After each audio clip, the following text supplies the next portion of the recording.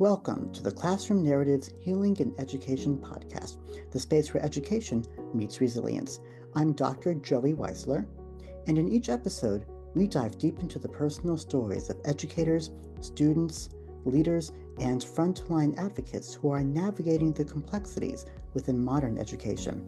Whether you're just starting your teaching journey or are a seasoned professional looking for inspiration, we'll explore how to foster meaningful change, prevent burnout, and build trauma-informed communities within our schools. Now, let's take a seat at the front of the classroom as we get started.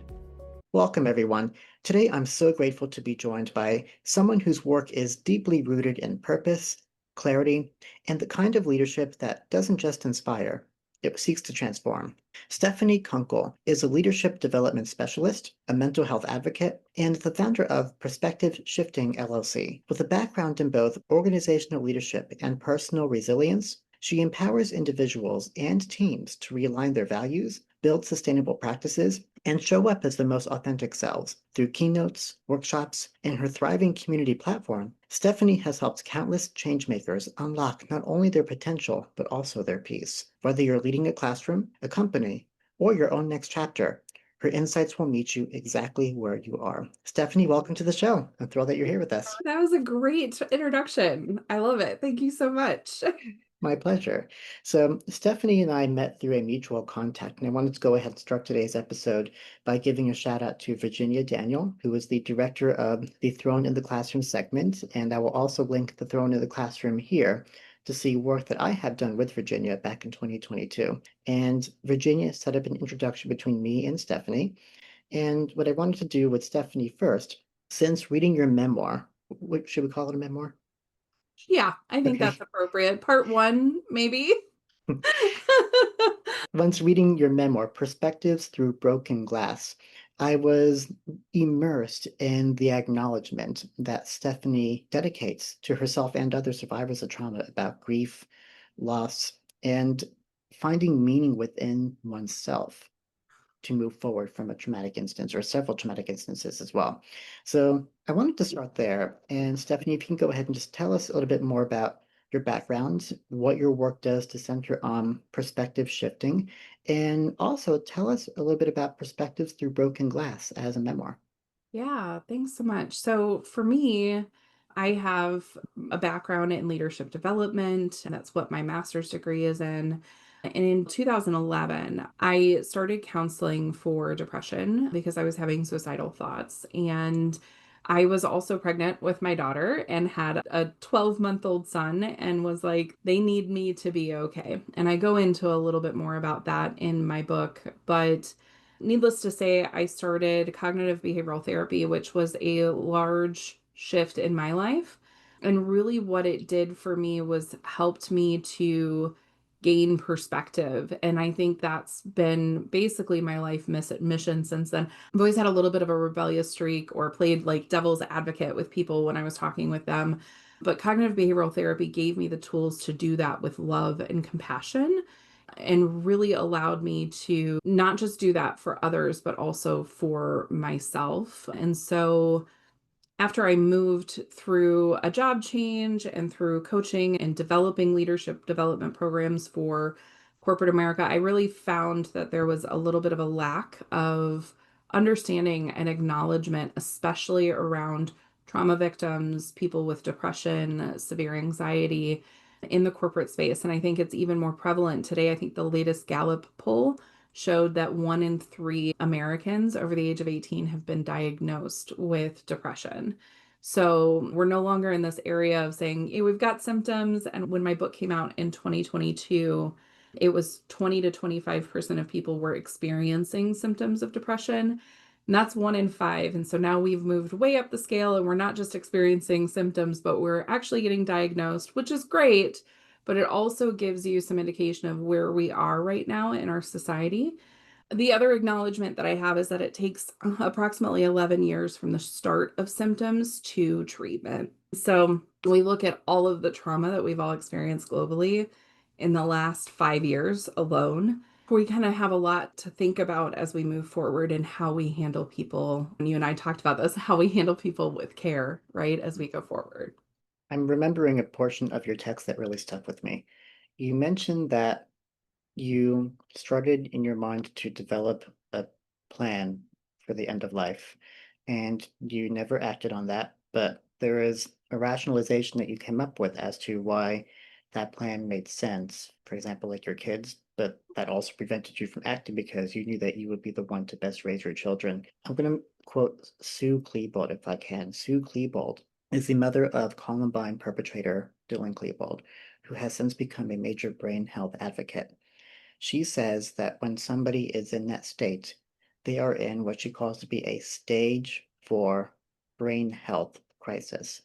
And she says brain health as something that is so concrete that should be acknowledged just as any other part of the body.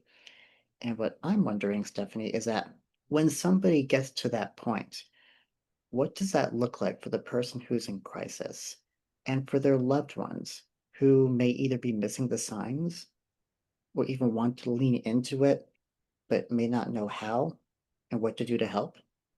What does that look like? And I wanted to know if you can walk us through that.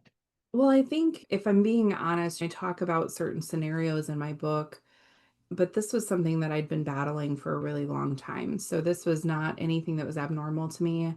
And actually, I'm not laying blame here. I want to make that clear, but this was something I was raised with, right? So my mother had suicidal ideation and she never acted on it, but it was a constant reminder in my life that when things got rough, we just didn't want to be here anymore. And I was at a point in my life when I hit that crisis mode where I was like, I really need help, where I was just having realizations that my mother was not happy still at her age. My sister was struggling and my friends were struggling. And here I was struggling. And it was one of those aspects of what's it all for? So, very clearly, I didn't have, or I didn't feel like at that moment I had a purpose or I had something to give me hope or feelings of there is something worth fighting for here. And I will never forget the time that I sat down with my therapist and we had a very open conversation the first day I was there because I was nervous. I think a lot of people are afraid when they're in that like stage 4 space to even ask for help from a professional because it was only 75 years ago that we were institutionalizing people when they did ask for help, right? So even though we've come a very long way since then, it is still very stigmatized. And I had 2 children as well. And so I didn't want my children to be taken away from me. And so asking for help was a big step. And I was very clear with my therapist that I didn't know if I should even be there because I was not trusting. And then on top of that, that I felt like it was just something that everybody went through. And I remember she said, hold on a second. Do you think that when things are difficult, when you hit this wall, when things are in chaos, that everybody feels that way, that they shouldn't be here anymore? And I said, yeah, don't they? So I think one of the challenges for people who are in that state is a mixture of things. One, especially if it's been normalized, which it really has. Like in our society, we have normalized it. And I have another caveat because I go back and forth between this. It is normal. Like 1 in 3 people have been diagnosed with depression. So it is normal. And also, we normalize it to the extent of thinking like just pull yourself up by your bootstraps, you don't need help with this, right? Like we've all been there, we've all gone through this. Yeah. So what we do is we normalize it to the extreme to make people think that they're just weak if they're having these thoughts or they just should be able to snap out of it. And so that's the number one, I think, challenge when you're in it, to recognize that everyone has these issues. Yes and no, right? Like we were beginning to understand that the management of these negative thought processes or thoughts of self-harm really do need professional help. And it's not just you go to the doctor when you have heartburn or a migraine. We go to the doctor just for regular checkups. Why are we not doing that for our mental health and our And the emotional health? brain. So that's the number one path on that. The other piece of this is this idea, especially depending on how we've been raised, the trauma that we've been through, And I don't even want to say that because really it is a societal thing. Like we don't rely on each other anymore. 500, 600, 700 years ago, our communities were our lifelines. However, we also got really good at making sure that we kept our stuff to ourselves, right? So we know like domestic violence, trauma, rape, like all of those things we're still battling stigma to have conversations about, despite everything that we understand about it now.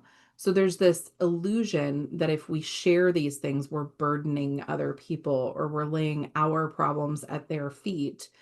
And that was actually something that it took me a really long time in therapy. And even sometimes now, 14 years later, to remember that it's okay to open up to other people and share with them. And so there's that aspect. And then couple that with the traditional coaching that we've been having within the universe and how that isn't always serving. A lot of people think, well, just switch your mindset, like just look at things in a positive way. And that's great. And there is power to that from a brain chemistry standpoint.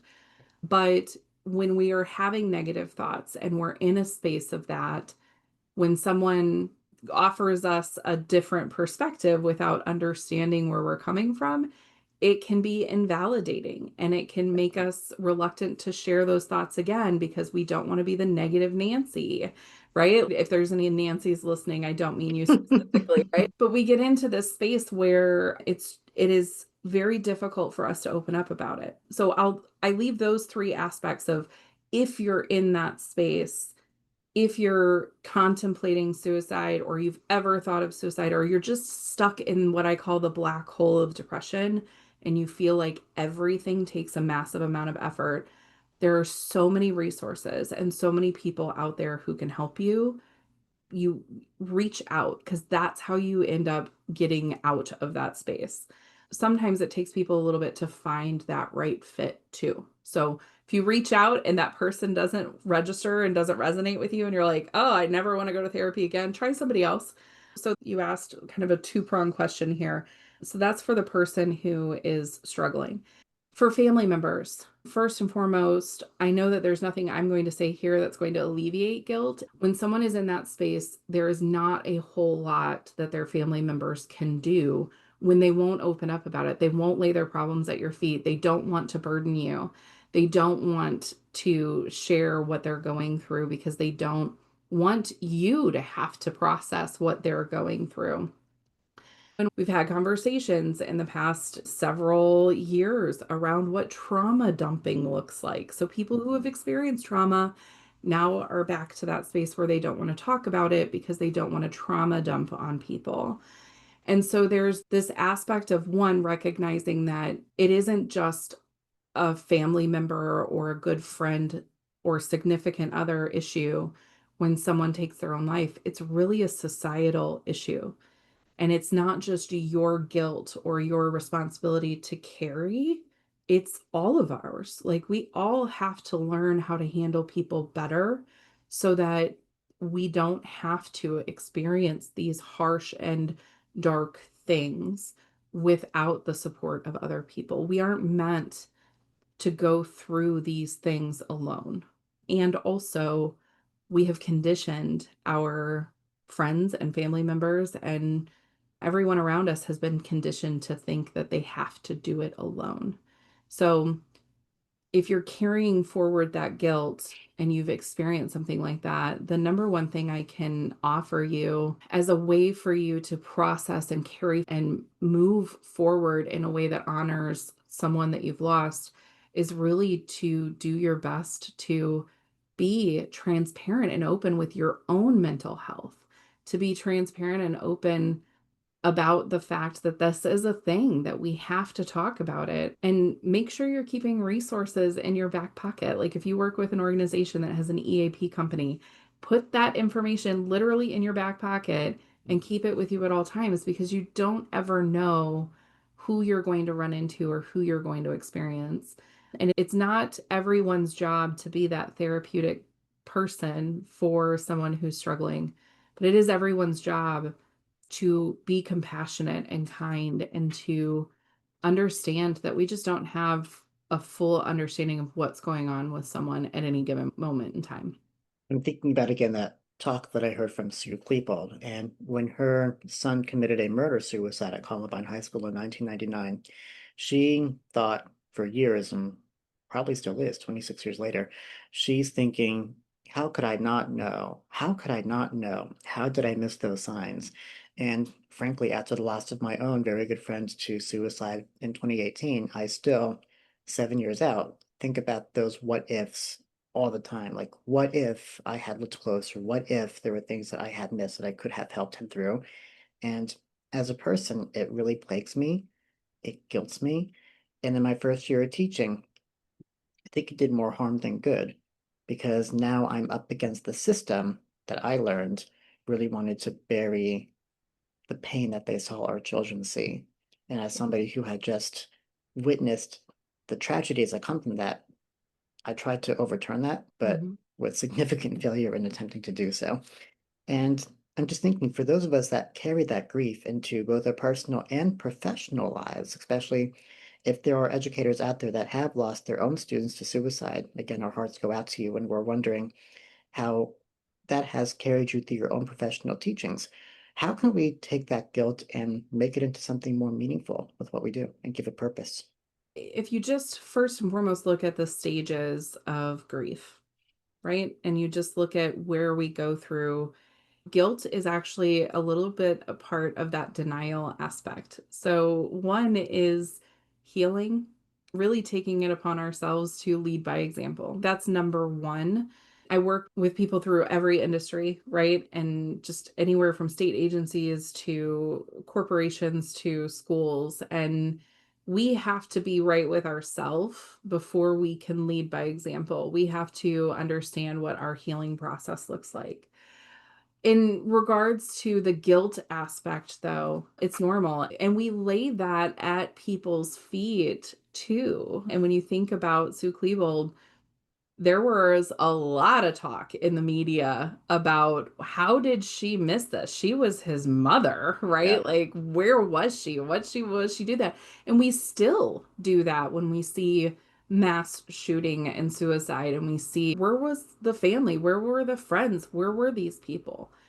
And we also have to recognize that, again, like I said, these people weren't screaming at the top of their lungs saying, I need your mental health support. Please get me to a psychologist. And so we take that guilt on ourselves, and that's how we learn. And that's the biggest thing that I can offer any of your listeners, especially your educators, is just understanding. We don't know what we don't know until we need to know it. And sometimes we miss the mark, and that happens. We're not perfect. If we were perfect, we would all be robots and the world would be very dull and uninteresting. But the reality of it is, we're going to miss the mark. We're going to miss signs. We're going to not quite understand things. But at the same time, we all should be seeing a therapist. I'm sorry, but I don't care how normal you think you are. You still should be seeing someone. Again, we go to the doctor on a yearly basis, sometimes every 6 months for checkups and check ins. And it just makes sense to be at least maintaining your mental health in some way, shape, or form. And I recognize some of you might be listening right now going, yeah, there's no way I need that support. I understand that. And if you're listening to this and you're still harboring guilt from something traumatic happening, recognize that you could step into one of those roles too and help other people through that. We all need to step up and support and help in our own ways. And whether that's starting a podcast or becoming a therapist or writing your story down, whether that is just making it a point to reach out to one friend a day. There's so many different ways that you can impact positive change in the world. We are healing generations of trauma right now that have been passed down over and over and over and over again. So we have to be patient with ourselves. We have to understand that it's going to take a while. And we may not truly ever see in our lifetimes, Joey and I's lifetimes, but I do believe that it will be something that our kids get to participate in fully. We've had some time at the beginning of our conversation here talking about pain. Let's go ahead and pivot our conversation into solution and purpose and get a little bit more of the resilience coming in there. Yeah. So I wanted you to talk with us a little bit about some of the work that you are doing in your professional space. And in doing so, how do you guide leaders and yourself as well with areas that might feel out of sync, such as work, passion, fulfillment? And how can our mindset help readjust what we're trying to accomplish? Yeah, I love that question. Listen, we're all whole entire human beings, right? We're all whole people who have many different areas and many facets of who we are, how we show up in the world, what we experience, what we enjoy, the things we have to do that we don't even enjoy. And with that comes a level of care that has to happen for us to be okay. And so I've frequently been talking about the idea of work life balance and how I want to remove the word work from that because it's not work life balance, it's life Life balance. balance, Love period. that. Right? There's work is one tiny sliver of our pie, and we make it so much about who we are. If you think about if you go to a networking meeting, and you meet with other people and they ask, "Hi, I'm so and so. What's your name?" And you're like, "Oh, blah, blah, blah. I'm Stephanie." And they're like, "What do you do?" That's the whole conversation. But that's not who we are. That's not what we're here to do. And I am so fortunate to be in a diverse set of communities and groups that remind me every single day that my purpose is quite literally simply to exist. And I talked a little bit about I didn't have a purpose when I was in the depths of depression, but really our purpose is to experience life. And that was one of the things that I was missing when I was in the depths of depression because there was no experiencing life. It was I got up, I went to work, I came home. When I started coming out of depression, my life was just full of dysfunction Yeah. in general. But I didn't realize that I hadn't been seeing color for a really, really long time. And so when I came out of my depression and I was just driving down the road, I suddenly started realizing that, like, oh, there are all of these different shades of purple and blue Hmm. and green. And even in the pavement, there were specks of black and grays and whites. And you don't acknowledge and you don't see it. And when I first saw it, I was like, whoa. And then it's an overwhelming gratitude and appreciation, and then also just this abrupt recognition of the absolute dysfunction that you've just pulled yourself Yes. from, which is the two-pronged thing, right? Because then on one hand, you grieve what you didn't get to experience all of those years that you were in it, and then on the other hand, you're like, oh my gosh, this is what it's like. This is what I've been fighting for the Yeah. last 3, 4, 5, 6, 10 years. So it was an interesting experience for sure. So, what would you say to those who feel absolutely defined by what they do? If we're talking about teachers, right? Exactly. Yep. That is a huge part of your life. I don't think that there's a moment, I would assume anyway, that most teachers get up in the morning to the point that they go to bed at night where they're not thinking about their students, they're not thinking about their day, they're not planning things out. And as a teacher, you are one person and you have a whole life outside of teaching.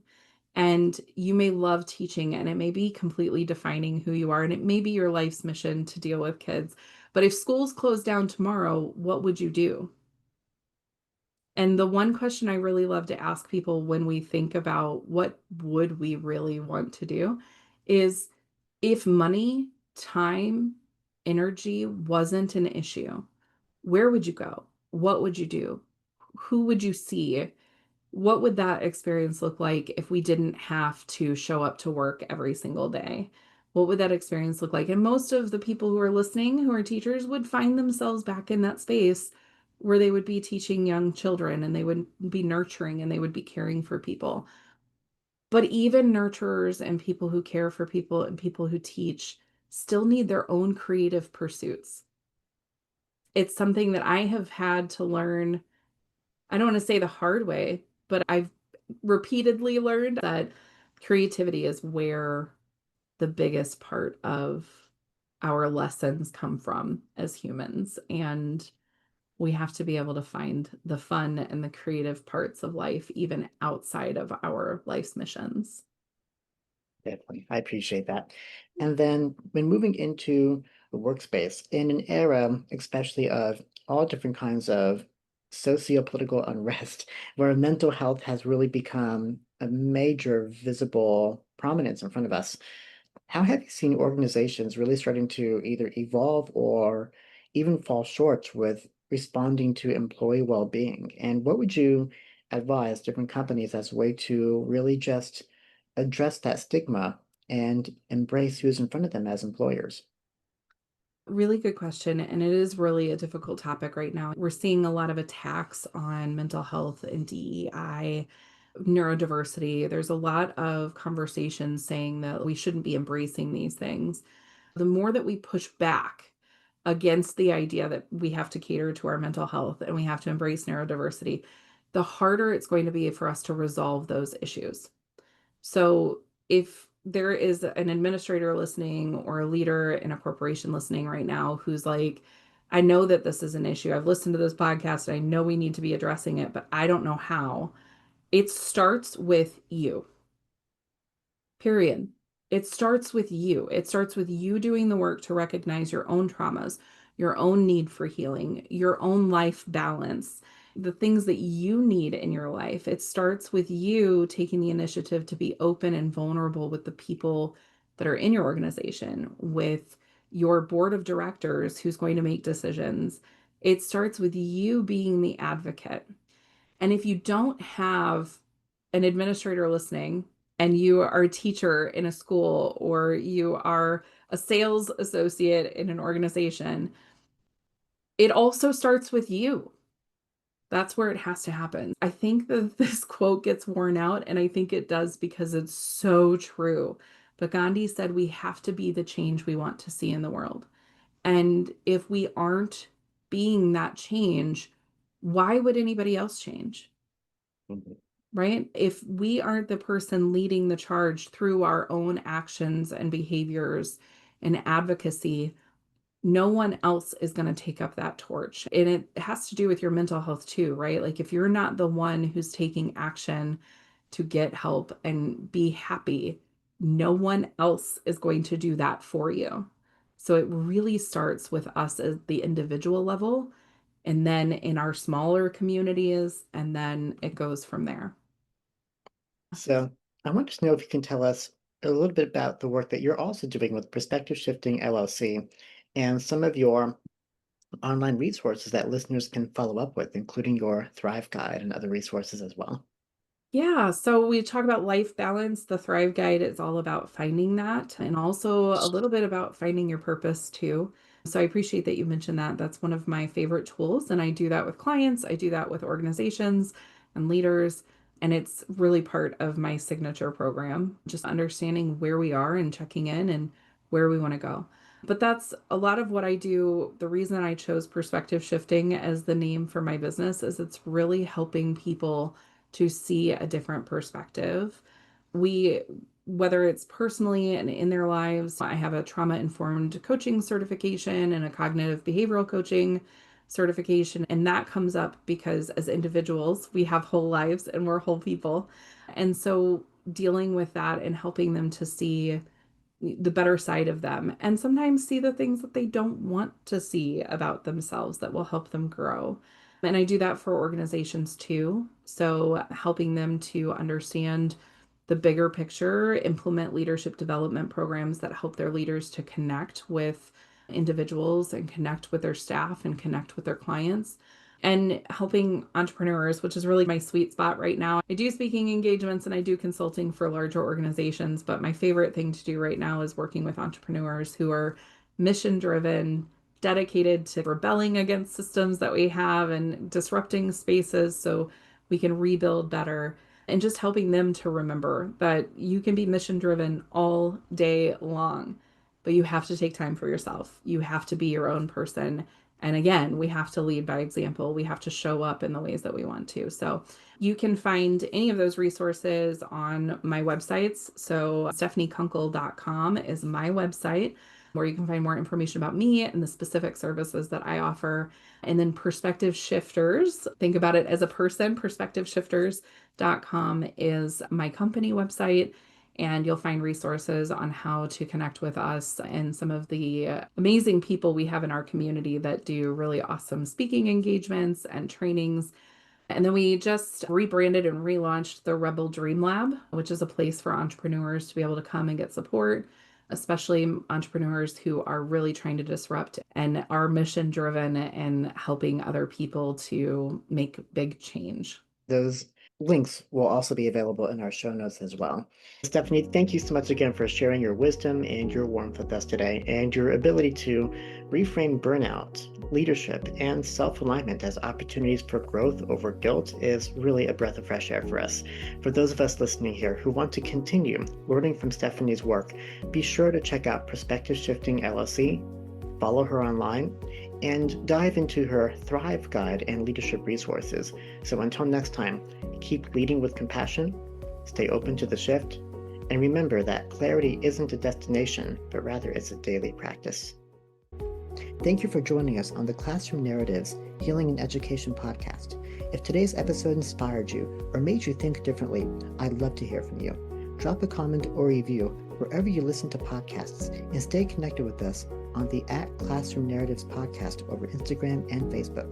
Remember, together we can transform our scars into stars in education, one conversation at a time.